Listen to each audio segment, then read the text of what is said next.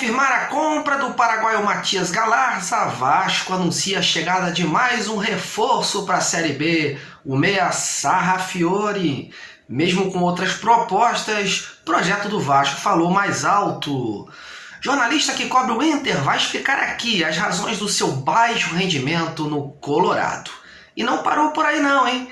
O clube segue no mercado em busca de outras posições. Isso e muito mais agora no informativo do Detetives Vascaínos. Se liga aí! Seja bem-vindo, torcedor cruzmaltino! Estou trazendo mais uma edição do informativo Detetives Vascaínos para você.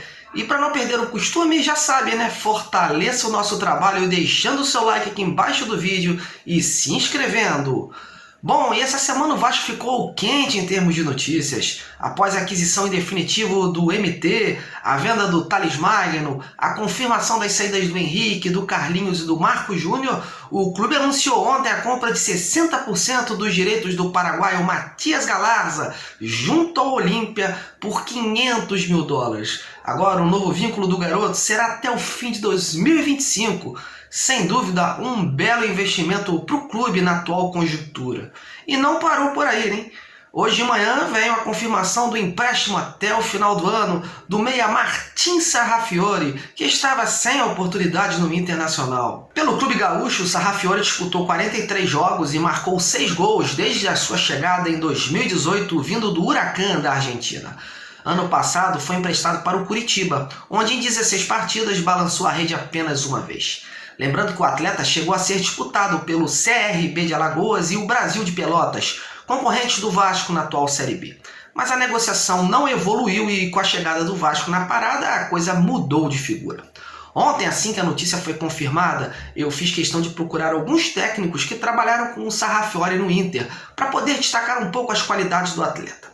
E um que consegui falar foi o Ricardo Colbachini. O Ricardo trabalhou com o Sarrafiore no Inter B, uma espécie de sub-23, logo que o atleta foi contratado, e também na equipe principal, quando foi interino em 2019 em algumas partidas. E ele me definiu o Sarrafiore da seguinte forma: trata-se de um meia com boa qualidade técnica e com destaque na finalização. Mas por que o Sarrafiore não correspondeu a todas as expectativas de sua contratação e não teve um rendimento esperado no Inter? Para buscar essa resposta, eu fui conversar com alguns colegas da imprensa que cobrem o Colorado. E hoje pela manhã eu consegui falar com um deles, o jornalista do Gaúcha ZH, o Rodrigo Oliveira. Profundo conhecedor dos bastidores do Inter, o Rodrigo nos fala agora das razões do pouco aproveitamento do Sarrafiore no Inter. Confira aí. O Sarrafiore não deu certo no Inter, a meu ver, principalmente pela altíssima expectativa que foi criada sobre o seu futebol. Uma expectativa desproporcional, eu diria. A torcida do Inter estava esperando um craque, uma joia, um possível sucessor do D'Alessandro. E é muito delicado quando se cria uma expectativa dessas para um jogador tão jovem. O Sarrafiore era o grande nome do time sub-20 do Huracán, destaque de um torneio sub-20 que ocorreu aqui em Porto Alegre em dezembro de 2017, atraiu o interesse dos observadores do Inter, tinha contrato curto, assinou um pré-contrato com o Inter e saiu do Huracán pela porta dos fundos. Durante todo o primeiro semestre de 2018, o Sarrafiore treinou no Huracán num ambiente muito hostil a ele, porque o Huracán ficou indignado pela forma como ele saiu. E ao mesmo tempo a torcida do Inter estava esperando um craque. Em 2019, quando o Sarrafiore foi promovido ao grupo principal, a expectativa já era alta e o Sarrafiore sentiu uma dificuldade pela diferença entre a forma como ele jogava na base do Huracán e a forma como ele passou a ser utilizado no Inter. No Huracán, ele era um meio atacante, o time do Huracán jogava num 4-4-2 com 2 linhas, e o Sarrafiore era o meio atacante que jogava atrás do centroavante, ou seja, o time jogava para ele tinha pouca responsabilidade com a marcação e muita liberdade para atacar. O Inter do Odair jogava ou no 4-2-3-1 ou no 4-1-4-1.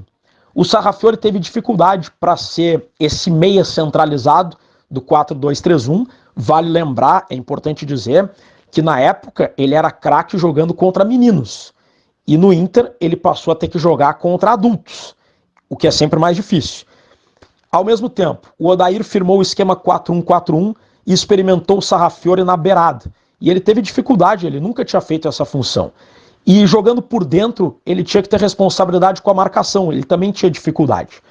E aí, junta essa dificuldade tática com a pressão causada pelo jogador não ter correspondido à expectativa muito alta, o atleta acabou não conseguindo render.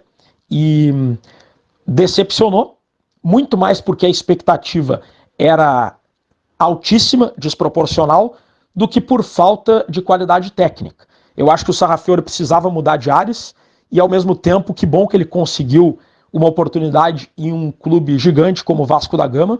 Acredito que é um bom reforço do ponto de vista técnico. Cabe ao Vasco encontrar a melhor forma de ele render no esquema tático. Só é importante que não haja uma expectativa de que venha um craque. Não, é um jogador que pode ser útil ao Vasco, mas não é um jogador, a meu ver, que possa ser a grande referência técnica, o nome do time. É um jogador útil que pode ajudar na armação de jogadas e na construção ofensiva. Como eu falei anteriormente, o último clube do Sarrafiore foi o Curitiba. Por conta disso, hoje eu procurei também o jornalista Daniel Piva, da Rádio Transamérica, para nos dar um pouco mais de detalhes de como foi essa passagem do atleta pelo clube paranaense. Veja o que ele me contou. Alô, Marcos e amigos ligados aqui no canal. Podemos dizer que a passagem do Sarrafiore pelo Coritiba foi discreta ou então até mesmo decepcionante. Atleta contratado durante o Campeonato Brasileiro da Série A da temporada 2020, uma indicação do diretor Paulo Pelaipe, que o conhecia tanto do futebol argentino, mas também principalmente na passagem que o Sarrafiore teve pelo Internacional. Foi um jogador que representou um investimento, digamos que razoável por parte do Coritiba. Não era o maior salário do elenco, mas estava ali no top 10 sem muita dúvida. E dentro de campo não conseguiu ter uma sequência de partidas convincentes, fez apenas um gol contra o São Paulo no Morumbi, e o que mais ficou marcado dele foi no jogo contra o Fortaleza, no Castelão, no segundo turno, em que o goleiro Wilson foi expulso de campo. O Coritiba já havia feito as 5 substituições, e aí o Sarrafiore teve que ir para o gol e defender um pênalti cobrado pelo Wellington Paulista. Fora isso, é um atleta que demonstrava ali certo potencial técnico, arriscava bastante chutes de média e longa distância, mas que acabou não se firmando. Marcou também a passagem dele aqui pelo Coritiba o fato de tomar muitas decisões erradas, volta e meia arriscava chutes sem muita direção, sem muita lógica. Um passe ou uma outra jogada seria a melhor escolha, mesmo assim o atleta optava pelo chute e também a baixa intensidade no quesito da marcação. Podemos dizer assim que esse foi um resumo do Sarrafiore aqui pelo Coritiba. Na Série A não conseguiu dar certo. Quem sabe numa Série B, no nível técnico um pouco abaixo, num time mais ajustado, como parece ser o Vasco da Gama 2021, o atleta possa demonstrar o seu potencial. Para fechar, vamos falar de reforços. Aos que sempre me perguntam se vão chegar mais jogadores, a resposta é sim. O executivo Alexandre Pássaro e a comissão técnica estão atentos ao mercado e já deixaram claro que o time ainda será reforçado visando a disputa da Série B. O clube está em busca de um atacante com boa presença de área e com qualidade na bola aérea, e de um jogador versátil que possa atuar tanto no meio como ajudar também na lateral esquerda quando o titular Zeca estiver de fora.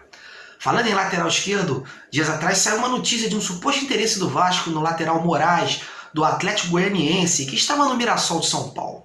Ontem eu tive a oportunidade de falar com Marcelo Zanotti, um dos seus representantes, e ele me informou que não houve nenhum contato com o Vasco. Perguntado sobre o futuro do atleta, apenas disse que está em negociação com outro clube. Ok? Bom, é isso, meus amigos. Eu espero que tenham gostado do conteúdo e continuem dando aquela moral para fortalecer ainda mais esse trabalho. Muito obrigado pela sua companhia, grande abraço a todos e até a próxima!